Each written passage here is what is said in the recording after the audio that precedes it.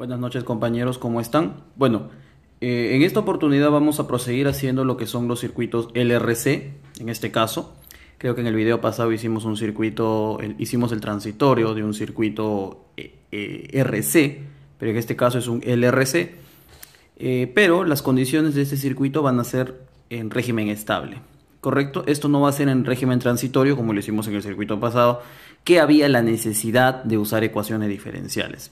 En este circuito no, en este circuito el régimen estable es mucho más sencillo de trabajar, ya lo sabes que se va a cumplir cuando el tiempo tienda al infinito, o mejor dicho, que cuando esto va a suceder cuando el tiempo sea mayor que el parámetro 5 tau, ¿no? Donde tau pues es R por C o L entre R, ¿no? Que son los valores para la constante del tiempo, ¿no? Bueno, vamos a continuar, vamos a hacer el problema entonces. Bueno, tú en este circuito notas aquí una fuente de tensión de 2 kilovoltios, un resistor de 3 kilo ohmios, un condensador de 2.3 Faraday, una bobina de 5 henrios, dos resistores acá de 2 kilo ohmios, uno de 1 kilo ohmio. Aquí tenemos una fuente dependiente de 2 B sub X, donde B sub X es esto que está acá, ¿correcto? Y esto de acá es una fuente de corriente de 4 amperios. ¿Cómo trabaja la fuente dependiente? La fuente dependiente va a trabajar dependiendo del voltaje que reciba acá. Por ejemplo, si acá se recibe un voltaje de 10 voltios, entonces acá vendría a ser el voltaje, ¿cuánto debe ser? 2 por 10, esta fuente botaría 10 voltios, ¿no? Hacia arriba en este caso, porque tienes que ver la polaridad. ¿De acuerdo? Bueno, entonces para ello nosotros debemos definir primero cómo se comporta un circuito en régimen estable. Entonces vamos a poner aquí un circuito en régimen estable. ¿De acuerdo? Esto de acá vendría a ser un circuito en régimen estable. Ahora, ¿a qué me refiero yo con régimen estable? Esto de acá va a significar que el tiempo tiene que ser mayor que 5 veces el parámetro tau. Ahorita les voy a explicar qué cosa es el parámetro tau, no se preocupen, pero es un parámetro del tiempo, ¿correcto? Vamos entonces a ver cómo funciona un circuito en régimen estable primero para un condensador. En este caso tenemos aquí un condensador tal y como el que tenemos acá. Vamos a ponerle que este tiene una capacitancia C y por este condensador va a transitar una corriente IDC. ¿Correcto? Esta es una corriente IDC, esto haría más, menos al condensador. ¿De acuerdo?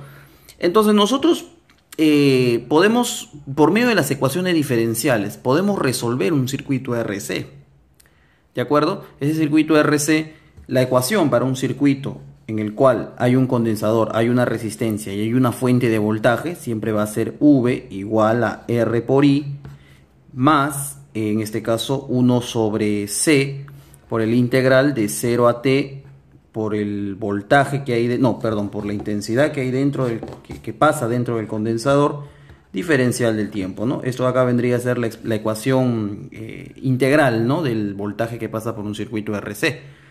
Pero ¿qué sucede? Cuando nosotros resolvemos esta ecuación por medio de las ecuaciones diferenciales, entonces no vamos a resolver esto por ecuaciones diferenciales porque no estamos en un video de ecuaciones, obviamente.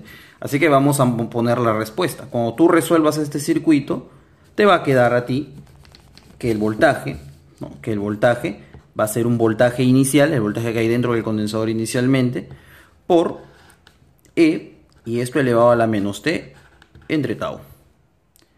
¿Correcto? Pero nosotros queremos saber el comportamiento de la corriente. Entonces todos nosotros sabemos que si dividimos este circuito entre una R de resistencia a ambos miembros, vamos a tener la corriente dentro del condensador. Entonces al dividir entre la letra R tendríamos que I de T vendría a ser en este caso una I sub 0. I sub 0 vendría a ser la corriente inicial por E elevado a la T entre el parámetro tau. Donde tau, por si acaso, vendría a estar dada de R por C. Entonces esta de acá vendría a ser la expresión de la corriente que nosotros queremos saber.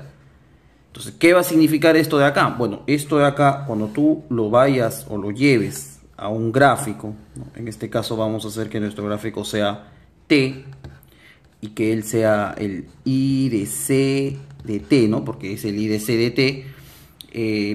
¿Cuál es la gráfica de esta función? Es de esta forma. es una exponencial pero negativa, recuerda, por el exponente negativo de acá. Donde acá, o sea, cuando el tiempo sea 0, la corriente inicial vendría a ser I sub 0, mira, ¿te das cuenta? Y conforme el tiempo avance, pues la corriente prácticamente se va a hacer 0. ¿Se entiende? ¿Dónde estará el parámetro 5 tau? Cuando tú reemplazas el 5 tau aquí, aproximadamente el valor de la corriente, ¿no? Si supongamos que este es 5 tau. 5 tau, ahí está. Cuando esto sea 5 tau, la corriente aproximadamente va a ser 0.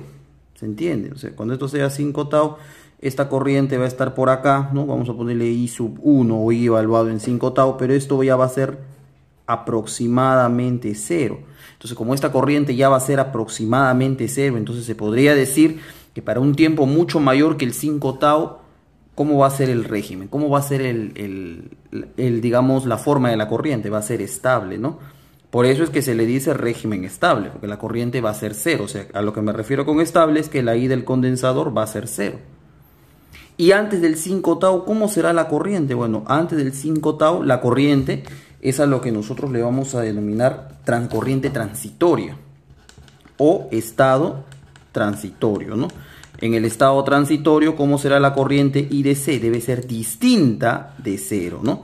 Por eso es que aquí aquí está la fisura, ¿no? Aquí. Entre el transitorio y el estable, la corriente pues cambia, ¿no? En este caso, nosotros vamos a hallar la corriente para el régimen estable, o sea, cuando pasemos el valor del 5 tau. ¿Se entiende? O sea, cuando pasemos el valor del 5 tau, esto va a ser casi 0. ¿Qué va a significar eso? Que la corriente pasando esto simplemente no va a poder pasar porque el capacitor ya va a estar lleno. ¿Se entiende? Entonces, si ya no pasa corriente, ¿qué va a significar? Que este capacitor va a funcionar como un circuito abierto. Va a estar abierto esto porque ya no va a pasar más corriente. ¿Se entiende? Entonces, ahora vamos con lo que es la bobina, ¿no? Nosotros tenemos acá una bobina. Ya habrán visto en su curso de física 3 lo que es una bobina, las ecuaciones que se cumplen dentro de la bobina. Acá tenemos I de L ahora, ¿no? Esto vendría a ser un I de L, esto vendría a ser una bobina L, esto hace más, menos también las caídas de potencial. Y tú recordarás pues que en un circuito RL, ¿no? El voltaje es R por I más, en este caso, la inductancia por la derivada parcial de la intensidad respecto del tiempo, ¿no? Entonces, al tener eso, nosotros vamos por medio de ecuaciones diferenciales, vamos a resolver el circuito y al final vamos a tener que el voltaje en la bobina, o sea, el voltaje vendría a ser voltaje de C, ¿no? Acá sería el voltaje en la bobina, vendría a estar dado por un voltaje inicial por 1 menos E a la menos T entre el valor de tau otra vez, ¿no? Como nosotros queremos corriente, dividimos entre R cada uno y vamos a tener entonces que el I de T, o sea, para la bobina debería estar dada por el I0 de 1 menos E elevado a la menos T entre el parámetro tau, de esta manera. Donde el parámetro tau para este caso vendría a estar dada por L entre R. Entonces, esto de acá vendría a ser la expresión de la corriente para una bobina. ¿Se entiende? Entonces, si yo hago la gráfica de I de L de T, ¿no? IL de T, y acá vendría a estar dado por T, haciendo esta gráfica aquí, vamos a tener que esto va a empezar en el punto 0,0 y va a ir así, donde el punto máximo, o sea, el valor máximo de esta función que converge acá, vendría a estar dada por I de 0. ¿Se entiende? Entonces, como esta corriente está empezando en 0 y esto se va hasta el infinito, aproximadamente cuando la corriente sea 5 veces tau, va a haber igual que acá la fisura. Para valores mayores a 5 tau, la corriente el circuito o la corriente que pasa por la bobina va a ser estable. Y para valores menores a 5 tau, la corriente va a ser transitoria, ¿no? Transitoria. ¿Correcto? En la corriente transitoria vamos a tener que el I de la bobina, bueno, en este caso va de 0, ¿no? Hasta un valor, pues, I de 0, y para el estable la corriente en la bobina debería ser I de 0, ¿no? Vamos a ponerlo así, y acá vamos a ponerle pues que la corriente en la bobina pertenece, ¿no? De un intervalo, en este caso vamos a ponerle pues que va de 0 hasta un valor I de 0 pero abierto, ¿no? Algo así. Y esto vendría a ser pues el valor de la corriente transitoria, ¿no? Acá por si acaso es aproximadamente 0, ¿ya? Aproximadamente 0, solo que cuando esto ya tiende mucho al infinito ya se hace 0 prácticamente, ¿correcto? Acá sí tenemos que el valor de la bobina es el I de L, vendría a ser el I de 0, que es la corriente cuando ya el circuito, la bobina está llena de campo magnético, ¿no? Porque sabemos que la bobina almacena energía en forma de campo magnético. Entonces quiere decir que si al final, cuando se supere el valor de los 5T, la bobina deja fluir tranquilamente la corriente I sub 0, va a significar que esta corriente va a pasar tranquilamente por la bobina y significaría que esto funcionaría como un circuito, como un cable, ¿no? Entonces, con lo que acabamos de ver, nosotros vamos a plantear entonces esto. Bueno, el condensador se abre pasando los 5T en el régimen estable, quiere decir que esto se va a abrir, se abre, circuito, mientras que la bobina actúa como un puente, o sea, deja fluir tranquilamente la corriente. Entonces, esta bobina, ¿no? Esto de acá es como si estuviera conectado, como un cortocircuito, y esto vendría a estar desconectado prácticamente, ¿no? Eso es a lo que yo me refiero. Entonces prácticamente vamos a tener esta malla, esto desaparece y este ramal se puentea, ¿no? O sea, no interesan los valores de la bobina y del condensador, mejor dicho. Solamente abres cuando veas un condensador y cuando veas una bobina puenteas, ¿no? De este modo. Y vamos a tener 3 mallas ahora, ¿verdad? Así como lo que estás viendo acá. Correcto.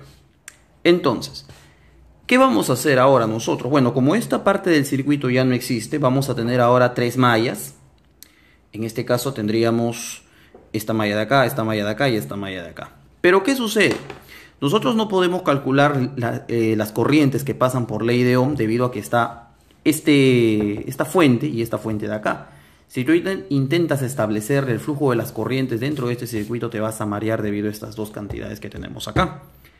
¿Qué es lo recomendable hacer entonces? Bueno, vamos a usar el teorema de Thevenin y con eso el circuito ya está resuelto. ¿Cómo podemos usar el teorema de Thevenin en este circuito? Sencillo. ¿Qué cosa dije? Que la parte del circuito, en este caso, bueno, me he olvidado de ponerlo. Lo que a nosotros nos están pidiendo calcular es la corriente que pasa por aquí. Esta corriente I es lo que me están pidiendo, por este resistor. Ahora sí. ¿Cómo vamos a usar el teorema de Thevenin? Bueno, ya sabes que la parte en la que a ti te están pidiendo analizar hay que abrirla, hay que cortarla. Entonces yo voy a cortar esta parte de acá. Recuerda que al final esta resistencia de 1K yo debo introducirla dentro del circuito, pero por el momento no. Porque recuerda que para el teorema de Thevenin yo necesito encontrar una ETH y también necesito encontrar una RTH. ¿Correcto? Entonces, retirando esta parte de acá, nos quedaría a nosotros 2 mallas. La primera malla, ¿quién vendría a ser? Vendría a ser, como estas dos ya salieron, vendría a ser todo esto. Esto vendría a ser la primera malla. Y la segunda malla vendría a ser esto de acá, ¿no? Esto que estamos observando aquí. ¿Se entiende? Ahora tenemos una malla real, que es esto de acá, y una malla ficticia, que es esto de acá. ¿A qué me refiero yo con malla ficticia? Bueno, que por esta malla simplemente está fluyendo una corriente de 4 amperios y esta corriente se mantiene constante. O sea, esta fuente no va a modificar para nada a esta fuente de corriente, ¿no?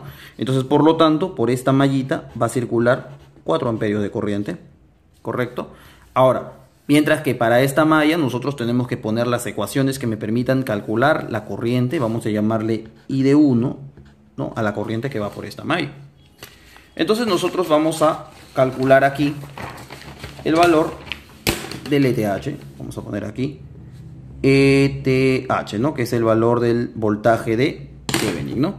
En este caso para el ETH nosotros vamos a plantear el caso de, a ver, vamos a tener aquí por ejemplo tenemos un 2B sub X, ¿no? Para esta malla de acá, 2B sub X, que es una fuente de tensión. Tenemos aquí un 2K, acá esto se fue, recuerda, tenemos aquí un 3K y aquí un 2K, 2 kilovoltios. Entonces sería 2B sub X menos 2 kilovoltios debe ser igual a ¿quién? A la suma de estos dos, que vendría a ser 5K, por el valor de la corriente, que es I sub 1. Recuerda que esto se fue también y esto también se ha ido, porque vamos a analizar esa parte. ¿Correcto? Entonces, eso quiere decir entonces que vamos a tener, aquí tendríamos 2 veces V sub X, ¿no? en este caso 2 menos 2 veces K, o sea 2 kilovoltios, igual, vamos a ponerlo así, 3K más 2K, y todo esto por el ISO 1, ¿no? ¿De dónde, Michi, salió 3K por 2K? De aquí, la suma de estos dos señores. ¿Se entiende? Bueno, vamos a resolver este circuito de acá. Aquí tendríamos, por ejemplo, que... Bueno, ahora, a ver, vamos a... Bueno, aquí no hay nada que hacer, solo esto me da 5K. Necesitamos saber nosotros cuánto es B sub X, ¿no? Pero si tú te das cuenta, B sub X vendría a ser esta corriente que está pasando, que es I sub 1, por este 3K de aquí. O sea que vendría a ser 3K I sub 1, ¿sí o no? O sea, nosotros podemos indicar aquí, pero B sub X debe ser ¿quién? Debe ser 3K I sub 1. Entonces, si este valor es B sub X, podemos reemplazar en la ecuación de arriba y obtener 6K I sub 1 menos 2K igual a 5K por I sub 1, ¿no? Entonces, resolvemos esto, vamos a tener acá que 1K I sub 1 debe ser igual a 2K y por lo tanto el I sub 1 debe ser igual a 2 amperios. Entonces, el sentido de la corriente está correcto. Y hemos concluido que el I sub 1 es 2 amperios. Si el I sub 1 es 2 amperios, bueno, va a significar que esta fuente de acá, 2, sería 2 amperios por 3, 6. Acá serían 6 voltios. Y acá tendríamos 2 por 6, 12 voltios, ¿no? Bueno, ya tenemos calculado aquí también el B sub X para el circuito del ETH, ¿no? Ahora, ¿qué hacemos finalmente? Como ya tenemos que la corriente I1 es 2 amperios, ¿cómo encontramos el VTH? Recuerda que el VTH o el ETH está aquí. Si el ETH está aquí, entonces basta con encontrar, aquí por ejemplo hay más menos, no, más menos me olvidé de ponerlo. Aquí por ejemplo tenemos un más menos 3 y aquí tenemos un más menos 2, pero este 3 recuerda que es en resistor. 3 por 2, que me salió la corriente, 6, o sea que acá habría un más menos 6 y acá habría un más menos, en este caso 2. Más menos 6, más menos 2 me va a dar más menos 8. Quiere decir que la fuente que está acá debe ser de más menos 8. ¿Se entiende? Porque ambas deben ser medidos respecto de un punto a tierra, como por ejemplo esto. Entonces yo empiezo de acá o de acá, ¿no? De acá, por ejemplo, mido, ¿cuánto hay? 8 voltios. Igualito, de acá a acá, ¿cuánto debe haber? 8 kilovoltios, ¿no? Entonces, si hay 8 kilovoltios ahí, tranquilamente lo podemos sumar, ¿verdad? Listo. Bueno, vamos a plasmarlo aquí mejor para que lo entiendan. Esto de acá vendría a ser la fuente más menos 2K, ¿no? Y esto de acá vendría a ser la resistencia, esto de acá vendría a ser el punto, esto de acá vendría a ser la toma de tierra y esto de acá vendría a ser el otro punto, ¿no? Si tú agarras este valor más menos que se está liberando acá, vendría a ser de 2 por el 3K. Y esto me va a dar 6K. Entonces esto actúa como una fuente también, ¿no? Si tú agarras un multímetro, conectas aquí el polo positivo, aquí conectas el polo negativo, a nosotros nos va a quedar la suma de todo esto, que debe ser 8 voltios. ¿Correcto? Igualito, si agarras un multímetro aquí y digamos, quieres encontrar, ¿no?, cuánto de voltaje debe haber acá para que se mantenga el paralelismo, igualito debe haber 8K. Entonces, tanto por este ramal como por este ramal debe haber 8K. Entonces, esta fuente también debería ser 8K. Y este 8K vendría a ser el valor del ETH. Ahí lo tenemos. Esto vendría a ser el valor entonces de la fuente de Thevenin, ¿no? En este caso el 8K. ¿Listo? Ahora, ¿qué nos falta? Nos falta el RTH. Bueno, esto de acá no sirve, así que nos toca ahora hacer el RTH. ¿Cómo vamos a calcular nosotros el RTH? Ya les enseñé o les dije que para calcular el RTH, ¿qué se hacía? Las fuentes como esta se van a puentear de esta manera y esta fuente se abre, ¿verdad? Entonces, si tenemos esto, vamos a tener simplemente un circuito de una malla, porque todo esto desaparece y esto sería puente. Esto desapareció hace rato, así que solamente tendríamos una malla. Si tenemos una malla, tendríamos aquí entonces, vamos a poner esto por acá así, acá tendríamos un resistor, tendríamos también por acá otro resistor y por acá tendríamos la fuente dependiente, que en este caso es más menos 2K. o 2V, perdón, este de acá vendría a ser V sub X, esto vendría a ser más menos, y esto de acá también vendría a ser 2V sub X, no, perdón, ahí me equivoqué, ya está, 2V sub X, esto de acá vendría a ser menos más, y esto sería 3K, 2K, esto sería 3K, esto vendría a ser 2K, ¿correcto? Esa es una de las maneras de resolver el circuito. Y ahora sí viene algo que usted tienes que saber para poder resolver esta clase de circuitos. Recuerda que nosotros sacamos los terminales de Thevenin, ¿no? En este caso son estos dos terminales, donde aquí va la resistencia de cuánto, y aquí es un K. Entonces, si tú no tienes una fuente, esto es una fuente dependiente por si acaso, ¿no? Vamos a ponerlo aquí, esta es una fuente dependiente, en este caso es una fuente dependiente de voltaje, ¿correcto? Entonces, como esto es una fuente dependiente de voltaje, cuando tú quieras encontrar cuánto de resistencia te arroja este circuito, no lo vas a poder hacer tomando, digamos, con un ohmímetro estos puntos, no te va a salir porque esta fuente está estorbándote. Entonces, ¿qué debes hacer? Lo que vas a hacer tú es poner aquí una fuente de prueba. Entonces, si tú pones aquí una fuente de prueba, vamos a poner FP, una fuente de prueba, y recuerda que la Tierra está aquí. Si tú pones una fuente de prueba aquí, que debe tener la misma polaridad del ETH, o sea, más menos, cuando tú pongas una fuente de prueba, un voltaje cualquiera, vas a recibir como respuesta una corriente. Si divides el valor de la fuente de prueba entre la corriente que acabas de recibir, vas a tener ¿cuánto? Vas a tener la resistencia, y esa resistencia vendría a ser el RTH. Eso es lo que dice el libro de análisis de circuitos, ¿no? Usted tiene que saber esa teoría muy bien. Por lo tanto, vamos a suponer que esta fuente de prueba, lo recomendable es que sea 10 voltios. ¿Puedes hacer que sea otro valor? Sí, no hay problema. Pero lo que recomiendo yo es que sea 10 voltios, ¿correcto? Entonces vamos a calcular las corrientes que pasan por este circuito.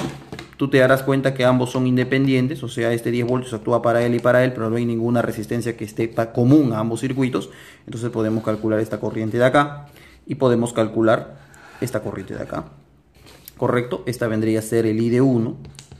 El I de 1 está muy sencillo de calcular, vendría a ser el 10 entre 3 voltios, ¿no? Esto de acá vendría a ser el I de 1, que es esto, ¿correcto? Pero como nosotros tenemos acá un resistor, y este resistor, digamos, está pasando la corriente I de 1, que es 10 tercios, por este 3K, ¿cuánto vendría a ser eso? Ponerlo acá. V sub X debe ser entonces 3K por la corriente I, que debe ser 10 tercios, ¿no? Y esto de acá, ¿cuánto debe ser? Esto debe ser 10K. ¿Se entiende? Esto de acá debería ser el valor de la corriente, que en este caso está pasando por el circuito. Ahora, a ver, espera, acá hay un pequeño error, creo. Ah, sí, me olvidaba. Aquí sería 10 entre 3K. ¿Y esto cuánto es? Esto vendría a ser 10 tercios de miliamper, por si acaso. Me olvidaba de poner el valor del 3K. Es muy importante que ustedes puedan... A ver, ¿dónde está mi borrador? Es muy importante que ustedes reconozcan los elementos, los valores, las magnitudes de los elementos que están participando en el circuito. En este caso, 10 tercios de miliamper. Acá ya no sería entonces... Acá vendría a ser por 10 tercios... Vamos a ponerlo eso más acá. Ya. Esto vendría a ser entonces que el V sub X vendría a ser 3K por 10 tercios de miliamper, de esta manera. Entonces, ¿cuánto vendría a ser el V sub X? El V sub X vendría a ser, en este caso, 10 voltios, ¿no? Ahí está. Esto vendría a ser el V sub X.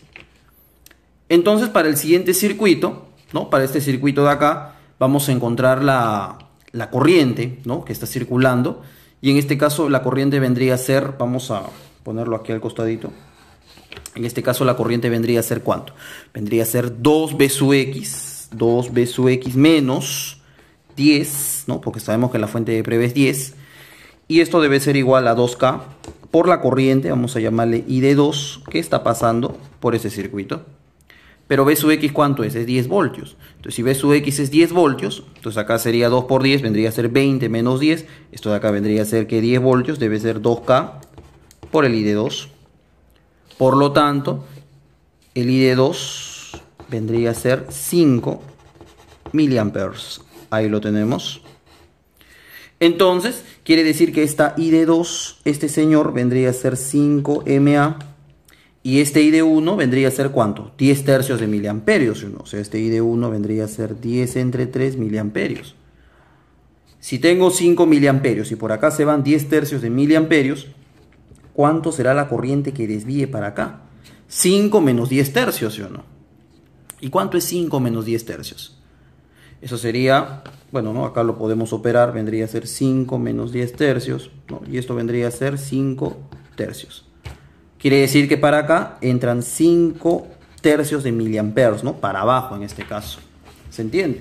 Claro que hay una resta, pues por ley de nodos, la suma de los nodos salientes es igual a la suma de los nodos entrantes. La suma de estos dos me da 5 miliamperios. Y acá tenemos entonces el valor de la corriente.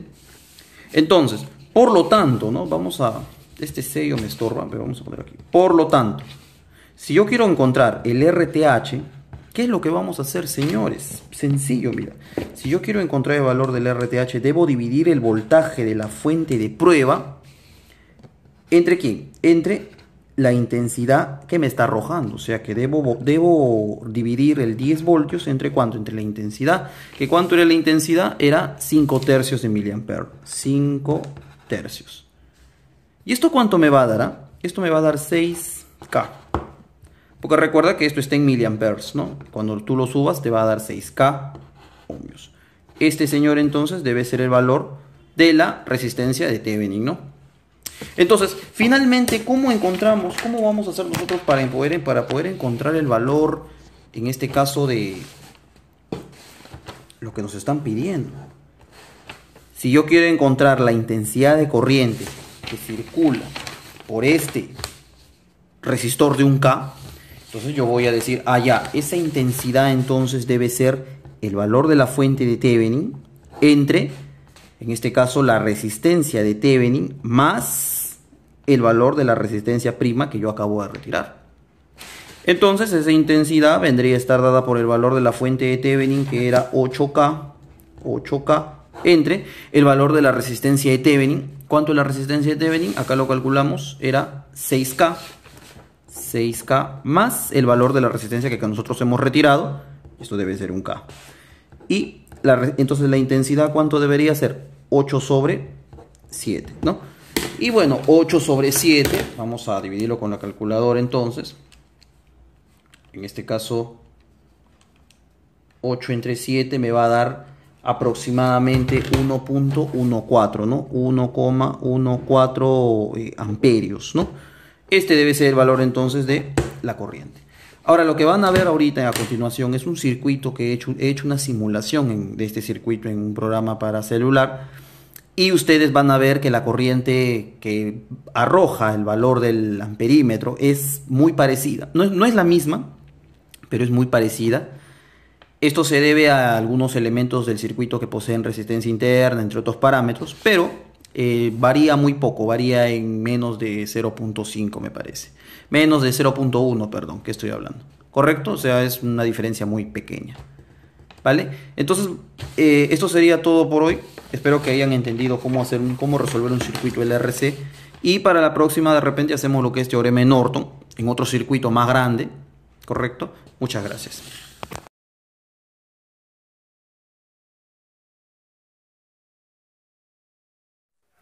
Bueno, compañeros, aquí está el esquema del circuito que les dije. Tenemos los mismos elementos, salvo que, bueno, en esta oportunidad tenemos aquí que esto, por ejemplo, es la fuente dependiente. Esta es la fuente de voltaje de 2K, el resistor de 3K, el inductor, el condensador. Esta es la fuente de corriente.